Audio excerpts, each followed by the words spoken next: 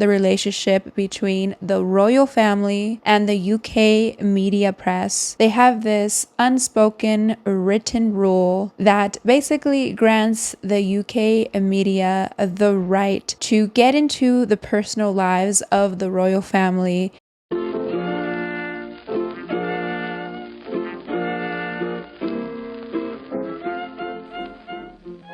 Antisocial Butterfly Podcast. We are here to inspire dreams and help you spread your wings to fly. Baby girl, it's okay to be shy. But now it's time to kiss fear goodbye.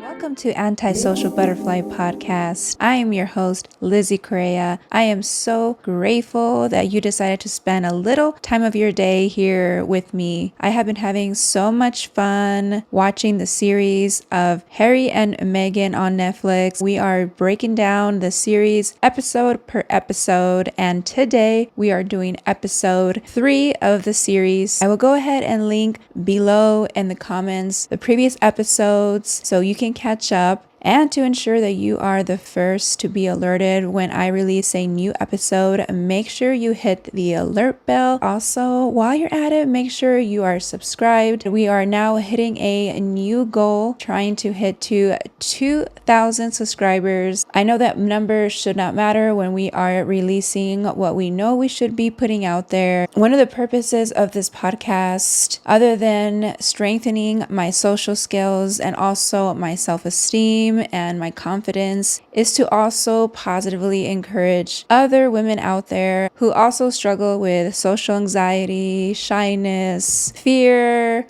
overthinking, all of the above. We want to encourage and find those people and build this community. So the goal is 2,000 subscribers. So make sure if you have not hit subscribe. So yes, I am wearing the tiara again. I feel like the tiara has become part of the series. I started wearing it on last episode, and this is the tiara that I wore at my wedding almost 18 years ago. And I haven't worn it since my wedding, and since we started doing this royal Netflix series, I said, let me just go ahead and wear it for all the episodes. And I am super excited to announce that I will be having a guest join me on one of the episodes. Stay tuned for that. Don't want to give you guys all the details here to keep you guys excited. I am wearing my favorite silk robe. Let me get you guys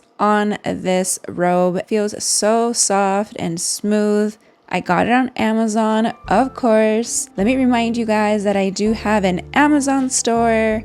As you know, most people nowadays shop on Amazon, and I am one of those people. If you have somebody that you trust that gives you a great reviews, like myself, now you can see a list of recommended products. So it's almost like cutting down the work in half. Great way to see someone's most recommended or most bought products on Amazon. So I will also be including that Amazon link in the comments below. And if you buy anything on my list, let me know, because I don't just put anything on this list. Anything on this list is something that I have bought multiple times. If you thought the drama happened on the last episode, well, this is about to explode. In 2017, Harry and Meghan got engaged, and everyone was super thrilled, excited. They wanted to see the beautiful ring. Get me a box of tissues, because the description of the ring, especially how Harry describes it, so freaking beautiful. Okay, let me just first say that I love how the color green looks on Meghan. She wore the color green when they had to go in front of the press when they got engaged to answer questions and show their pretty little smiles. I also wanted to wear a green dress for this episode, which I actually have underneath this silk robe. However, we had a wardrobe malfunction. The dress is a little too low cut, probably even for YouTube. That's why this robe is here. I feel like Harry is a super romantic when he designed the ring for Meghan. He was super thoughtful in how he designed the engagement ring for Meghan. The main ring in the middle is sourced from Botswana. I had to look up, where is Botswana? Never heard of it before, and it is a country in southern Africa.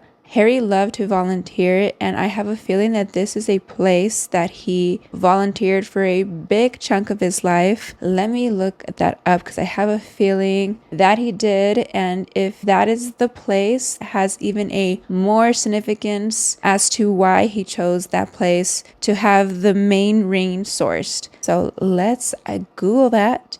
Did Prince Harry volunteer? Yes, thank you Google for suggesting what I was trying to look for so I didn't have to type the whole thing. Prince Harry says visiting Botswana helped him deal with Princess Diana's death. Mi corazón, my heart.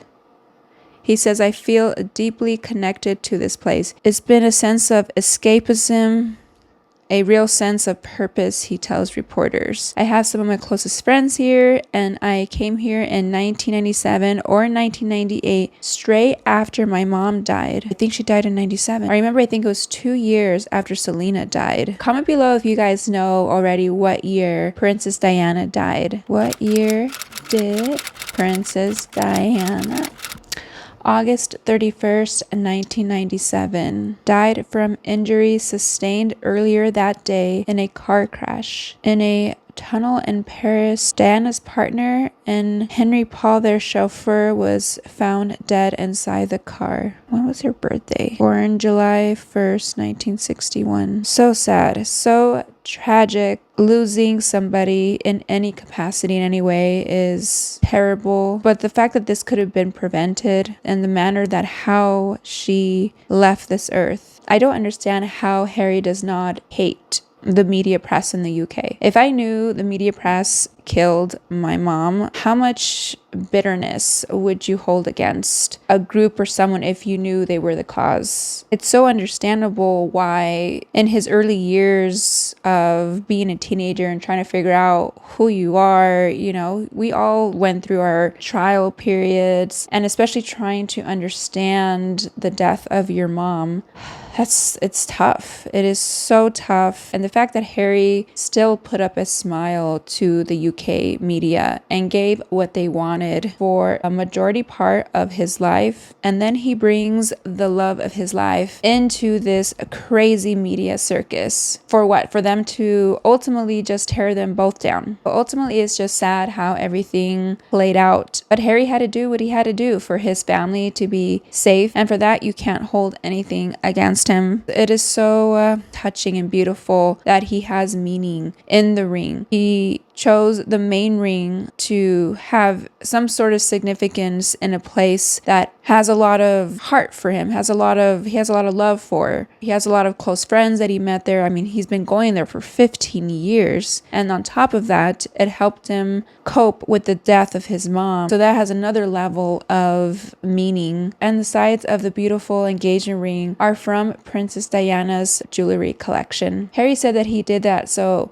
his mom can be always with them in this crazy journey together. How freaking beautiful and romantic is that? I love that. And I started crying the first time that I saw that part. So it's not just any ring. That ring is irreplaceable. So the engagement was a really exciting time. Now, Meghan says that it was all rehearsed, what they had to say right after the news broke when they were engaged. We learn about so much the relationship between the royal family and the UK media press. They have this unspoken written rule that basically grants the UK media the right to get into the personal lives of the royal family and really exploit them, make up stories as they wish, as long as they comply and pose for them, take the pictures that they want, and even perform or do things and act out if they're not being quote unquote fun and entertaining. They are literally like a circus animal being told where to go, when to perform, what to say, and all because the UK media presents that it is the UK media's responsibility because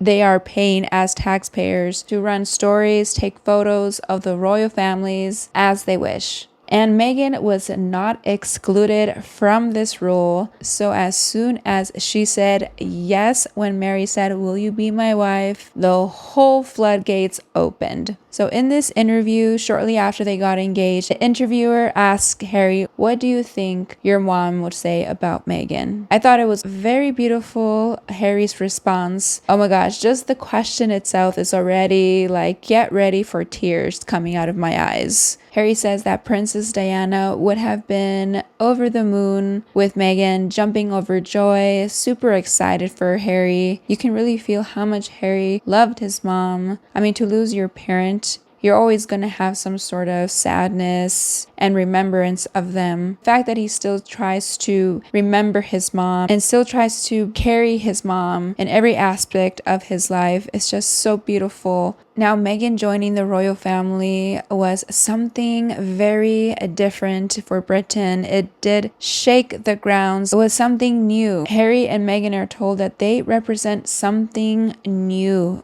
in the royal family, given their different backgrounds. The UK media and also the UK citizens there made a big deal, both positively and negatively, that Meghan was joining the royal family, and some people were excited because of the mixed race aspect. I did not know a lot of the history of Britain, and why should I? I'm not British, nor do I like history, but I know it's very important to know certain aspects of history so that we don't repeat the same mistakes over, right? I get it. So they do cover a little bit of history in this episode to fully grasp and understand why it was a big deal for Meghan to come into the royal family. So this gentleman, David, he is an author. He's Black and British. He did a great explanation along with a journalist and author named Afua.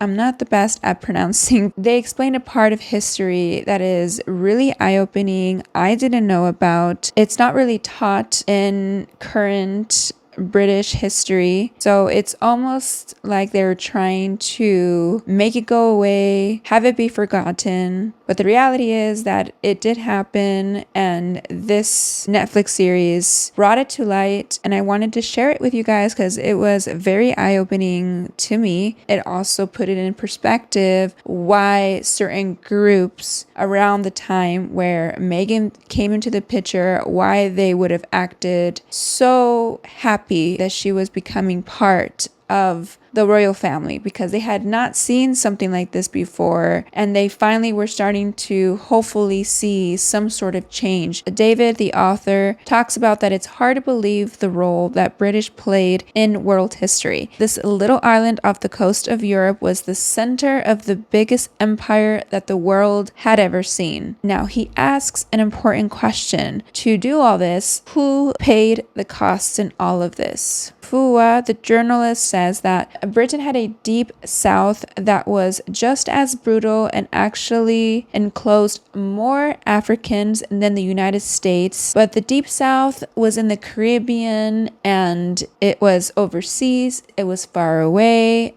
out of sight, out of mind. And believe it or not, the first commercial about slavery, personally financed by Queen Elizabeth I and had been funded by kings and queens, and it wasn't until 1870 that slavery was abolished. But not only was it abolished, this is the crazy thing that I took from the video. So slavery was not just abolished. Slave owners were compensated 20 million pounds for their human property. And do you notice the year here? 2015. What? This is within our lifetime. This is insane. This part of British history is not talked about. The story of British slavery is airbrushed out of Britain's story. Why is that part of history not shared? Makes you wonder. And that is why a group of people were really excited to see Meghan, because in their eyes, for the first time, they were about to see a black princess join the royal family. Meghan was a fresh breath of air. She was 21st century. It is what the royal palace needed. The UK media is a true cutthroat business. They will do whatever it takes to get the story that they want. The UK media turned on Meghan and Harry. Was it the race factor? Something happened for the media to turn on Meghan and Harry, and they did. And they wanted to use Meghan's family at all cost and try to get them to break down and give them what they needed. Nobody likes family drama. It is never fun to go through. And unfortunately, our lovely Meghan had some family drama to deal with. As we go through life, we are going to get hurt by people. We are going to get stabbed in the back. People are going to talk about us. But it hits different when it's your own family. Meghan has a half-sister. So Meghan's half-sister plays her a little dirty. Meghan had no relationship with her, and all of a sudden, just because she's getting married, a story comes out on behalf of the half-sister saying that she raised Meghan and that she was a pushy little princess. Meghan's like, what? We don't even have a relationship like that. I don't even know you. I don't know your birthday. And here you are saying these things, and that she was going to come out with a tell-all book. So sad that money, greed, and fame can truly get in the way of a person's judgment and really cloud their hearts. And the whole interesting part of the story is that Meghan's half-sister has a daughter who she also doesn't have a great relationship, and her daughter's name is Ashley. When Meghan found out through her dad that they had found communication with Ashley, she's like, I want to meet her. And when they met, they hit it off. They would talk to each other, go on trips. They became super close. Meghan always wanted a sister, and she found that with Ashley, and she could have had that beautiful relationship with her own half-sister, but it looks like her half-sister is probably going through her own battles mentally, as we all do. But communication is always the best thing, and not playing games with people. Ashley, when she finally started talking to her mom and mentioned that she was hanging out with Meghan, her mom started getting upset. Anything that Ashley would say positively about Meghan, her mom did not want anything to do with it, would just get more upset. Ashley describes that she feels that it comes from a place of resentment. Honestly, I think it's jealousy. When you bury feelings about people you care about and you don't express them, you don't communicate. When you bury it under the rug, it just collects and grows, that eventually it does come up and affect you one way or another. So the best thing is just to communicate. If someone that you really truly care about, a friend, family member, your partner, your colleague at work, if they truly have said something, done something to hurt you, disrespect you, you really have to express that. You cannot assume that the other person should know, or you should not also say, I'm just going to ignore it and just let it be, because you're going to start building up resentment, and that person is still going to do it without knowing that it bothers you. Or you're probably just going to cut them off, which that's okay too, to cut people off. Sometimes we do have to do that, but sometimes we owe the person that conversation of saying, hey, you did this, it made me feel this way. And then the other person can tell you their side of the story instead of what you have been telling yourself over and over. And sadly, I think this is what Meghan's sister did. She wrote a story off in her mind and repeated it over and over. It became true to the point where now she just believes what she says to herself, no matter what her daughter Ashley is telling her, that Meghan is amazing. And Ashley respects and loves this relationship that she has with Meghan. Ashley talks about that Meghan takes several roles for her. She takes a role of a sister element, something maternal. She's a best friend. And ultimately, this affected Ashley not to be able to go to the wedding. At this point, Meghan and Harry are representing the royal family. So the communications team, in other words, the public relations PR team for Meghan and Harry, thought it was best that Ashley would not attend the wedding. And that was a really hard conversation for Meghan to have. Ashley breaks down saying that she understood, but that it was heartbreaking to know that her biological mother is still affecting her with the choices that she's made, because that is out of her control. And the drama with Meghan's family did not stop. Days before her wedding, when her father is supposed to meet Harry for the first time and walk her down the aisle, a sad story gets leaked out. Meghan and Harry are informed that her father got paid hundreds and thousands of dollars for him to stage photos. And so, as a daughter would, you're trying to get the full story. You don't believe everything right away. She tries to reach out to her father, who was in Mexico at the time, and says, "Hey, Dad, well, is this true?" The dad's like, "No, it's not true." And you know when you have a gut feeling that someone is lying to you, or you just have this internal voice telling you, beware, danger, danger. Well, Meghan had that. She had a gut feeling that something was not right. She did not believe her dad. Well, the next day, the story goes out. Paparazzi is following her dad. The dad is not picking up any of her other calls. So then she gets a text from her dad saying that he's in the hospital. But then she tries calling him, and then he never answers the phone. And then a story comes out on TMZ where he is interviewed saying that he got a heart attack and that he won't be going to her wedding. That is how Meghan finds out from her dad through a tabloid that he's not coming to the wedding. Not returning her calls, but has time to go on TMZ and tell them he's not going to the wedding. She still tries to call, find out what's going on, and then she gets a text that calls her Meghan. She says in all her life, her dad has never called her Meghan, always M or Megs, but never Meghan. So she knew right then and there that maybe his phone was compromised. They try to text back, and Harry says, "Hey, this is Harry. Please call me. This doesn't sound like you." He never calls back. He doesn't call back. That is insane. I just can't imagine what was going through Meghan's mind during that time, especially because she is days away before getting married. It's just sad. It's sad to see money and greed break up a family. I don't think that the dad reached out first to the media. I think the media, being the UK media, as they were doing to all of her friends and family, and even her mom, who talked about that she was driving one day and a reporter drives up to her, pulls down the window and said, if you just give me a story, you can get a lot of money. And that she says, "You know what? I have nothing to say to you. She's my daughter." Well, I think they did the same thing to her dad. Probably he said no first, and they just kept increasing the number that they were going to give him, and the right number hit, and he did it. I hope that one day he wakes up and realizes what he did, because he's losing so much precious time that he could have with Meghan, and now that she has 2 kids, he's losing this time to have a relationship with her kids. It's just so sad. So sad. Harry talks about that in this episode, how he shouldered that it was his fault in a sense. If he wasn't in the picture, Meghan would still have a dad. So here's a fact about Harry, and let's see if you guys know this. Comment below if you know how many years Harry served in the army. Comment below now.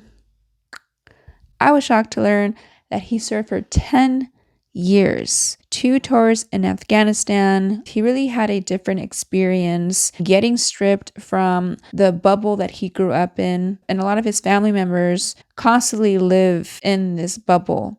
And when Harry went to the army, he had this bubble popped.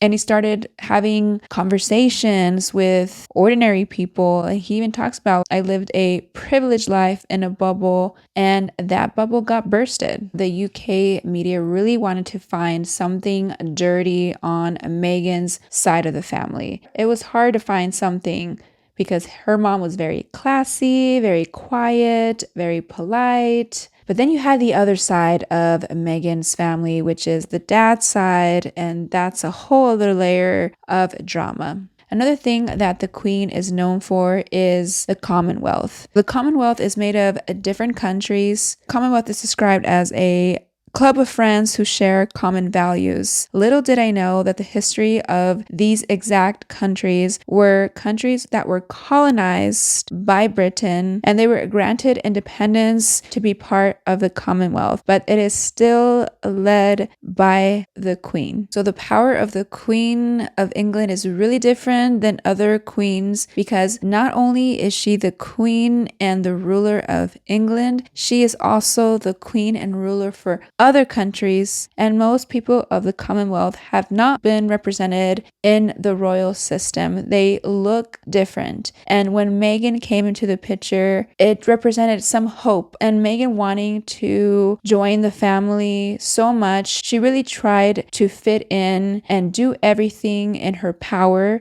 to not stand out. She shares that most of her wardrobe, the colors that she would choose, was chosen very strategically. She would not wear any bright colors because she did not want to stand out. She only wore creams, whites, ivory, beige colors. She says you definitely could not wear the same color as the Queen. Makes sense. So Harry and Meghan were on their way to get married and represent something, represent a union, a possibility, a hope that had never been represented before. And sadly, the media, the UK media, was not going to let that happen. This agreement between the royals and the media has been there for over 30 years. They are an extended PR of the royal family. Almost they feel, the media, it is their right to exploit this royal family. And Harry and his brother were the first ones to grow up under this contract. Can you believe growing up in that, knowing that the same people, the media who killed your mom, throughout your whole life, you have to be told to smile, do this, say this, go here. It's a cutthroat,